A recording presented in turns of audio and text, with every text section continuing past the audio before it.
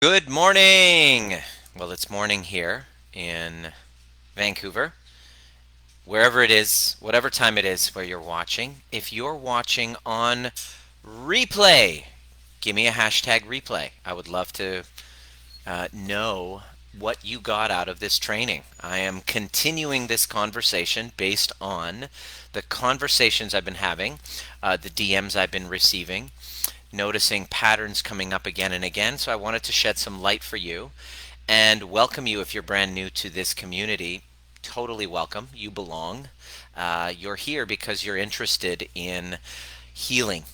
I'm a chiropractor, and healing is my jam. And I noticed that the structure and the structural problems people were coming in to see me for years, practicing for 20 years, still practicing. In fact, I'm going to be going into the clinic just after this short little transmission, and I get to see people who are at the end stages of stress related problems, and then it starts to manifest in their bodies. So if you've ever noticed you're having like health issues, if you're ever noticing you're having digestive issues, if you're ever noticing that your immunity is not right, you're getting colds frequently, you're feeling anxious consistently, you're noticing chronic pains, your jaw is tensing up quite a bit, you have headaches and neck pain. These are physical, oftentimes physical manifestations that if you were to just give yourself permission to go upstream and ask yourself, what was going on in my life a few months before the onset of these symptoms? 9 times out of 10, what I noticed when I was talking with my patients is that there was some sort of a rupture in their relationship. There's a divorce happening. There's a infidelity that was discovered. There's some sort of a shock to the system, some sort of a challenge that uh, they're confronted by relationally, or a crisis of who they are personally with context to who are you in terms of who am I in terms of my career, my purpose. What is my purpose? Why am I here? It's like a kind of an existential conflict, some sort of a conflict, and our inability to do conflict well, causing that rupture that slowly progresses into showing up in your body. Now, imagine if you were a chiropractor and you were seeing people year after year, doing your 10,000 hours, and then really being the type of person that loves to get to know people on a personal level, and then all of a sudden realizing that they don't, there's a pattern going on, that the emotional, that the physical wounding is usually preceded by an emotional wounding. Let me say it again. A physical wounding is usually preceded by an emotional wounding. So I became fascinated by this, and I just was exploring in my own life, healing from my own woundings, because as I started learning this and I was kind of studying it personally, developing myself personally, and trying to work on my own emotional woundings, that one relationship that failed after another, and blaming the other person and being frustrated at the other person and playing victim to the other person. Finally, I woke myself up and started realizing that I didn't really have choice in the matter, that I didn't really have uh, autonomy and authority the way that I thought I did. In the movie The Matrix, um, Neo has a really neat moment where he says, when he's talking to Morpheus, he says, "I don't like the idea that I'm not really the one in control of my life." And then Morpheus says, I know exactly what you mean, Neo." And this is really one of the critical moments when we are working with our clients, when they're starting to notice patterns showing up in their relationships, codependent patterns. They're starting to notice themselves feeling frustrated because they're having the same arguments again and again and again. They're showing up needy. They're showing up abandoning themselves, people pleasing, not being chosen. Like again and again and again, the experience of relationships don't feel nourishing, and they become toxic, and there's abusiveness that happens, and you start to notice after a while, when you hit your middle ages, if you haven't done that already, that the first half of life is a giant mistake. That you weren't the one in control in the first place, as Neo just says. That you were actually the product of all of this unconscious wounding. You've been acting from a place of wounding. You've been acting unconsciously in your neurology, because your neurology was set up in such a way where you didn't feel safe. You didn't feel safe in relationship. You didn't understand. You didn't have parents that understood the neurophysiology of interpersonal relationships and how deeply connected we are, how we sense things, how our nervous systems are on alert for the slightest cues in our nonverbal communication, the slightest cues in the voice, the slightest cues in facial expression. We sense that very, very, we have a very sensitive attunement to that when we're connected. And depending on your the quality of your relationships in your childhood, like if you had emotions that were able to be soothed by a parent, and your parent was attuned, what they call attunement, to the emotional needs of the child, and they gave space and validation, then the child develops a very healthy sense of self and understands themselves. They understand their boundaries. They can say, this is what I want, this is what I don't want. Children, we inherently, we understand that. But the problem is, if you have parents that are not understanding attunement, which most of us didn't have, most of us were raised in an environment for parents that had the concept of uh, spare the rod, spoil the child. Children are to be seen, not to be heard. And so not having our reality validated and understood by our primary caregivers acts as a deep wounding for us. And it sets the tone for pretty much every single relationship that we have. Let me know if you resonate with this. The question that I have is, the first question you want to write down, if you can just write it down in the comment section. What was the biggest wound from my childhood that still is being held in my body today? What's the biggest wound that I've been carrying with me in my childhood that still shows its head today? What's the biggest wound? What is it? You want to ask that. And when we work with our clients and we unpack and uncover this, usually it's um, under the kind of understanding that, you know, mom and dad and their challenges with one another, their relationship with one another, their relationship with themselves, cause them to behave in certain ways where they were not really present.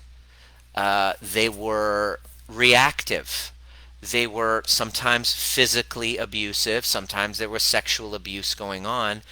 And what happens is, these wounds, it's not a cognitive thing. Most of the people that reach out to me say, but I have a problem, Dr. Nima. I don't remember my childhood. I have no memory of childhood. And we say, yes, I know. Because was there trauma? Oh yeah, there was, but I don't have a memory of it. Well, totally makes sense, because your nervous system, it was at the time, didn't understand how to process those emotions and wounds, and you didn't have parents that were able to sit with you and say, wow, what was that like for you? Was that difficult? It's okay to cry. You can cry with me. All of your feelings, I totally understand. And they helped you make sense of all of this stuff going on in your body that you don't really understand because you're completely unconscious.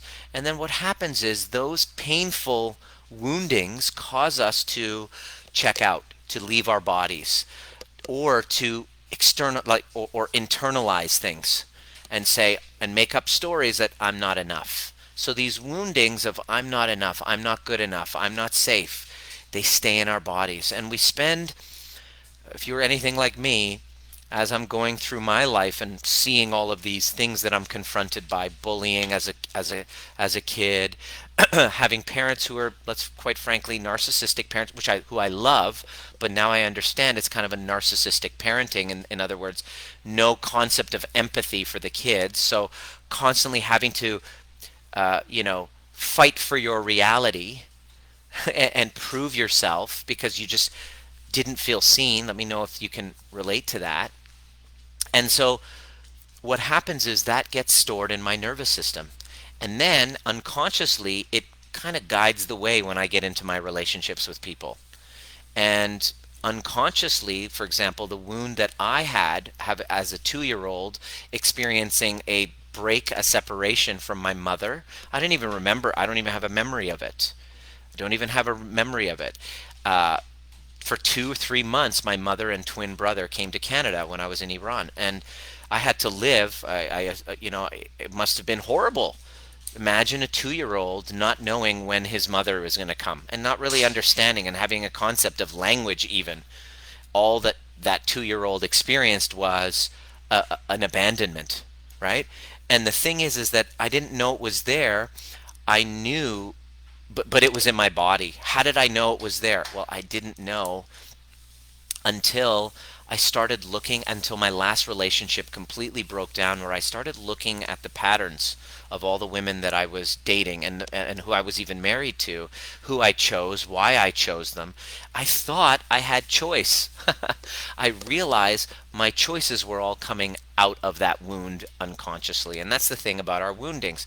We don't know that they're there. How do we know? Until they get triggered.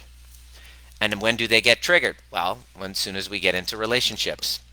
And so the first half of life is a giant mistake because you're like most of us completely unconscious. I realized I was completely unconscious of who I was choosing, why I was choosing. I was, living with a mask. And it wasn't until I had a colossal setback, which crisis is one of the gifts of crisis, is it wakes us up to our unconsciousness and says, all right, so who am I? Forces us to ask the important questions. Who am I? Why am I here? What do I want to do? Why am I here? Like, what's the point of this existence in the first place? And how do I want to spend the remaining 18 to 20 to 30, 25,000 days left? If you subtract 95 from your age, that number, and then you multiply that by 365, you now have how many days you have left, give or take. And it's like, oh shit, all right, so I didn't have a choice. Most of it was unconscious. I did produce some magical results, but also I've just completely shit the bed on so many different levels. And what do I want now? Well, I want connection. I want to learn how to emotionally regulate. I want to learn how to um, uh, like regulate my emotions. Really, I want to be governed internally, not have people outside of me run the show, not be so constantly consumed by the opinions of others, not to constantly hide in shame. I want to have healthy relationships with other people and feel safe in my body when I do it. I want to avoid people. I don't want to avoid my mother, you know? I don't want to avoid my mother, avoid my father because I'm so afraid to. What happens when I get triggered? Yeah, exactly. You're now run by something external, someone external. And there's no freedom. You want freedom, and you want to be able to connect to a purpose that's greater than you. Who am I and why am I here? And all of this, I discovered, comes on the other side of healing your attachment wounds. And it's not an overnight quick fix. It is a journey. It is sometimes a dark night of the soul, but it's so worth it because the alternative is completely unbearable. Living in the dark, not knowing who you are, not knowing, have any level of conscious awareness of what's most meaningful to you. When you put it all together, everything changes. So this kind of 7-part transmission that I'm doing this week, if you're new, welcome. I'm just going into helping you shine some light on some of your behavioral patterns that you don't even know you're doing, that gives you an indicator that you're unconsciously acting from a wound. So I'd love for you, if you just jumped on now and you just jumped into the group now, go back, scroll down, and watch the previous episodes. Number one. Number two, if anything comes up and you want more information, I have a free training that I have. It's a 90-minute deep dive training called Becoming Trigger Proof that anybody in the community, if you PM me and you have a question or you just put a comment there, I will send it to you for free with the promo code so that you have a better understanding of how to do it, what it takes, the climb that it takes to get there. And so today's installment, I'm going to give you two more of behavioral patterns I want you to look at within yourself so that you can really see if you're acting unconscious. It's really wise for you to do. And so here they are. Number one, I talked about this yesterday because somebody literally asked it in the midst of my transmission, was like, here's what I do. I completely put everyone else's needs above mine. And I was like, oh shit, that's going to be my topic for tomorrow. I did touch upon it yesterday, but I really want to share with you that whenever you notice yourself, this is number one for today, whenever you notice yourself deprioritizing your needs for the needs of somebody else, pay attention. Let me know if you've ever caught yourself doing that. Where, under what kind of arena do you do that? When you deprioritize your needs for the needs of others and you have a fear of kind of setting that boundary and saying that, you're acting out of a wound. And where does that wound come from? Well, in childhood, if mom and dad were a shit show emotionally, they had their addictions, they had their compulsions, they had their relational breakdowns, and they needed to lean on you as a child. In order to feel safe, you had to abandon your needs to take care of mom and dad and make their emotions your priority. Let me know if this resonates with you. This is a learned behavior. And what happens is, oftentimes that's called emotional incest, by the way. There's a word for that as well. It's called emotional incest. It's when the child becomes the partner to the parent because their relationship isn't on lockdown. They don't have boundaries. They don't know how to deal with conflict. So there's a breakdown in the relationship, and divorce, separation, whatever, and mom or dad is just unraveling. So the child, you as an 8-year-old, 9-year-old, 10-year-old, have to step up and take care of the emotional needs of mom or dad. And so what ends up happening is you have a learned conditioned behavior that in order to feel safe, you must deprioritize your needs. That's a tough one. And what will happen is, if you don't heal that, what happens is you will get into relationships and you'll end up becoming the codependent. You'll end up abandoning yourself. And essentially, you create a fracture between you and that other person, you and yourself. And to the degree that you abandon yourself, you up-level your anxiety. Anxiety is your soul saying you've now fractured from your true self. Anxiety starts to show up. That's the one thing. The second thing that's going to happen is you're going to start, if you don't really learn how to heal that wound, you're going to start to resent your partner. Because here you are, giving up you, unconsciously, by the way, because you don't have it set up in a win-win fair exchange. You don't have it set up that way. You're giving up, not knowing what you're getting out of the deal, not feeling a fair exchange, and then naturally resentment starts to build, and then you end up hating that person and then blaming them because you're trying to be the rescuer because they're a shit show, just like mom and dad were. They have their addictions, they have their depression, they have whatever thing you have to deprioritize your needs to take care of them for. You lose yourself, and all of a sudden, now you hate them. And you're like, after 10, 20, 30 years, what I notice with my patients is they start developing chronic fatigue, chronic pain. The chronic fatigue and chronic pain is the physiology's attempt to try to get you back into your body and prioritizing you if you pay attention. But because you're so used to self-abandoning, you're just going to take pills and go to fibromyalgia support groups. Couldn't stand working with those people. I was trying to, your symptoms are trying to wake you up to prioritizing yourself. But it's so deep conditioning because of that childhood wound. They're just in the dark. They're just looking for a quick outside fix, not knowing that there's no hero, there's no pill, there's no doctor that's going to solve the problem caused by deprioritizing your own needs in service of approval, of being nice, of being that fixer role. You take on the rescuer role and you become the rescuer. You become the fixer, the pleaser. And eventually, because you can't do that work, that's their job, you then end up becoming their perpetrator because you didn't do the work right, do the job right, and they start playing victim to you. And then now you feel unappreciated because you've just deprioritized your own needs unconsciously, set it up in a certain way where you're like, fuck, I've just given up my whole life for you.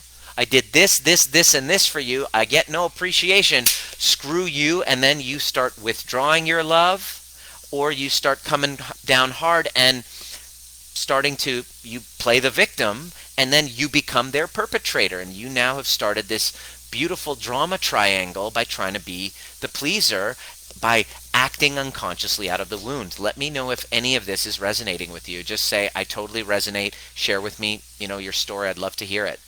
The second thing that is an unconscious behavior that you'll know that you're acting out of a wound is, ever since I was a child, I remember, wanting to explain myself. I want to be a chiropractor. Well, don't be a chiropractor. Go be a real doctor. Well, I want to go into salsa dancing. The salsa stuff is not cool. Oh, I want to go into coaching and teaching and healing work. Oh no, stick to chiropractic. And in other words, I've always had, I don't want to use the term always, because whenever I use the term always, I know I'm full of shit. I often had the experience of wanting to express something and then having it denied. Let me know if you know what I'm talking about there. Okay? Let me know if you can feel what I'm saying. I have this desire to express what I would like and then it be denied constantly. And so what that did, that was a wound where I didn't feel seen and heard and didn't feel validated. So what I would do is I would constantly act unconsciously in ways where I wanted to prove myself. I wanted to become super successful as a chiropractor, not because my heart was set on, helping many people. It was because I wanted to say fuck you to my parents and prove to them that I made the right choice. So when I did that and I operated in my practice purely out of ego like that, guess what the results were? I would try to be the hero. I would make it all about me. I would attract victims who were looking for a savior, and then I would always go through this. I would often go through this victim perpetrator drama triangle with patients, feeling the resentment, wanting to be the hero, and then it was all unconscious behavior because I wanted to prove myself. If you're finding yourself constantly having to prove yourself, look at the many ways in which you do this. How do you prove yourself? How often you're looking for that recognition, that constant proving. I need to prove myself. Like, go, go, go, go. Like, why are you hustling? Well, I have to get to a certain amount. Why? To prove that I'm worthy. Okay, well, there you go. That is an unconscious sign, indicator that you're acting out of a wound. And so those two are my installment for today. Where does that show up? Where you deprioritize your own needs and you're constantly in need of proving yourself. Share it in the comments. Where do you do that often? Where does that wound come from? That's the conversation. Becoming trigger proof is all about noticing that and then making a commitment to healing those early attachment wounds so that you can have feeling of security, feeling of I'm safe in my body, feeling of I can set my boundaries and put my own needs first so that I can fill my cup and be better for others, including my children. Feeling of I don't really need to prove myself. I don't need to post and tell everybody how amazing everything is all the time and look at me on so and so putting out a one-sided thing to prove that I'm worthy. All of that starts to melt away. You start to have this deeper sense of self where you're actually coming from your heart. And when you're working, you're actually doing it for you actually want to serve people. You want to see people's lives light up. It's not just about me and my, accomplishments so I can prove to my dad that I'm worthy of love after all. It's actually, no, I see my worth. I want to set people free, and I want to help eliminate suffering in the best way that I know how, and I want to teach others how to do that. And so that's where I'm at. And so it's really powerful. Let me know what came up for you in this conversation. Maureen and Samantha, what's up? You guys are joining us for how to heal those attachment wounds. Basically, you guys are like 100% all in with the process of taking responsibility and healing. And so, where do you begin with that? Where do you heal those attachment wounds? I have an event coming up on Sunday or Monday morning if you're in Australia. I sent a link there. It's called Breathwork and Badassery. In Badassery, I teach how to heal, to get started, get your toes into the water of healing those attachment wounds, and then doing breath work, which is basically what it is just, you know, changing your patterns, changing the patterns of your identity, like separating yourself from your ego, really looking at where your ego is and separating yourself from your identity and just, whoa, that's what breath work is waking up. It's really about waking you up to these unconscious patterns and then starting to give you choice and agency moving forward. So I really can't wait to dive in. It's a 3-hour event, and you leave with a completely different nervous system, and you're confronted with everything that's ever stopped you. And I love teaching it. And if you know anybody, I'd like to invite you, if you know anybody who really needed to hear this transmission, I'd love for you to invite them into this group. Just go ahead and invite them in and tag them in this video, because this is the 4th installment. And then if you just jumping on, go back and watch the previous ones and really see where your life fits into that. This is all about going from unconscious to conscious. I'm going to leave you with a quote from Carl Jung that I love, is until you make the unconscious conscious, it will rule your life and you'll call it fate.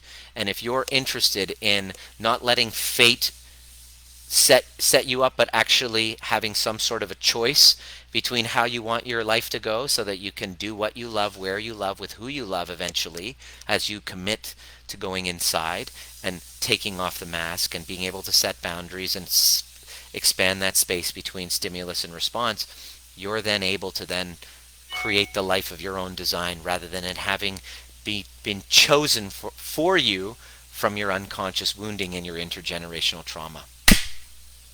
So see you at the next perfect time. If you have any questions, let me know. Send me a DM.